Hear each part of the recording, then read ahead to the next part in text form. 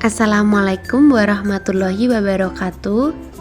Selamat berjumpa teman-teman semua dalam pembelajaran konsep dasar bahasa dan sastra Indonesia di SD. Hari ini kita akan belajar mencari makna dalam kamus. Bagi teman-teman yang kurang paham atau ingin melengkapi pemahamannya tentang mencari makna dalam kamus, bisa simak dan tonton video ini sampai selesai. Sebelum mencari makna dalam kamus, kita belajar dulu pengertian kamus.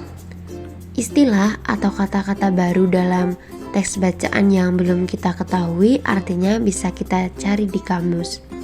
Kamus adalah buku acuan yang memuat kata dan ungkapan. Biasanya disusun menurut abjad. Sebelum kalian mencari makna dalam kamus, kalian harus tahu dulu kata dasar itu apa. Nah, definisi kata dasar adalah kata yang belum mendapatkan imbuhan baik itu awalan, akhiran maupun sisipan.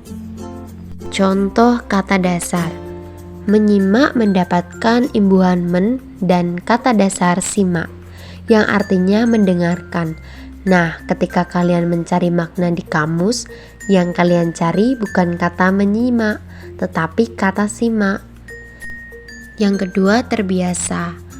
Mendapatkan imbuhan ter dan kata dasar biasa, artinya sudah biasa. Dan seterusnya. Mari kita belajar cara menggunakan kamus bahasa Indonesia. Yang pertama, tentukan kata dasar dari kata yang akan dicari. Yang kedua, buka kamus berdasarkan huruf awal kata dasarnya. Yang ketiga, cari berdasarkan urutan huruf sesudah awalnya. Yang keempat, setelah ketemu letak dasarnya, tinggal lihat kata yang sesuai dengan yang akan kalian cari. Pembelajaran hari ini adalah mengenai makna kata. Ameliorasi adalah kata yang mengalami peninggian makna atau memiliki makna yang lebih baik dari sebelumnya. Peninggian makna yang dimaksud yaitu kata-kata yang maknanya mengalami pergeseran, makna menuju lebih baik, lebih halus, dan juga lebih terhormat. Contoh kalimat ameliorasi: yang pertama, dia sudah lama menjadi asisten rumah tangga. Yang kedua, kelahiran bayi itu disyukuri seluruh keluarga. Peyorasi adalah unsur bahasa yang memberikan makna menghina, merendahkan, dan sebagainya, yang digunakan untuk menyatakan penghinaan atau ketidaksukaan seorang pembicara. Contoh kalimat peyorasi: yang pertama, kelahiran Orok itu disyukuri seluruh keluarga. Yang kedua, dia sudah lama menjadi jongos. Selanjutnya yaitu perluasan dan penyempitan makna. Perluasan makna adalah proses pemaknaan suatu contoh kata dasar yang semula bermakna khusus menjadi bermakna umum atau luas. Contoh saudara, sekarang panggilan untuk semua orang. Lampau atau dahulu, anak yang sekandung. Penyempitan makna atau spesialisasi adalah proses penyempitan sebuah makna kata yang semula bermakna luas menjadi bermakna sempit atau khusus. Contoh sastra, lampau atau dahulu sebagai tulisan dalam arti umum, sekarang sebagai tulisan berbau seni. Asosiasi adalah pergeseran makna yang dianggap mempunyai persamaan sifat dengan benda lain. Contoh, bunga sering diartikan sebagai gadis cantik, amplop sering diartikan sebagai uang. Sintesia adalah pergeseran makna kata dibandingkan nilai rasa akibat pertukaran indera. Homonim adalah suatu kata yang memiliki relasi makna yang berbeda tetapi mempunyai kesamaan dalam hal fonologis dan ortografis. Jika lafalnya sama disebut homofon, tetapi jika yang sama adalah ejaannya maka disebut homograf. Contoh homonim: 1. Bisa, mampu, atau dapat. bisa zat racun. Miftah bisa mengerjakan soal bahasa Inggris itu dengan mudah. Yang kedua, genting atap atau genting darurat. Genting rumah Pak Broto bocor semalam diterpa hujan. Yang ketiga, bulan, kalender, bulan benda langit.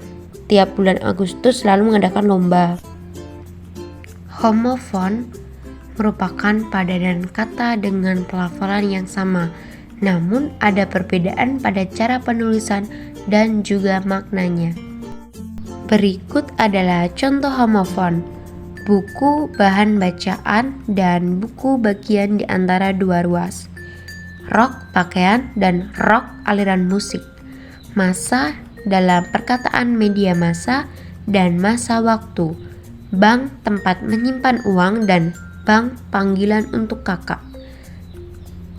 Tang kendaraan perang dan tang alat pekakas.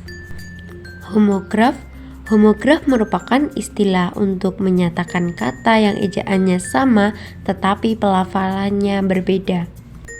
Contoh homograf: apel buah, apel kegiatan atau upacara, kecap merasakan dengan lidah, kecap bumbu masakan, mental terpental, mental bersangkutan dengan watak.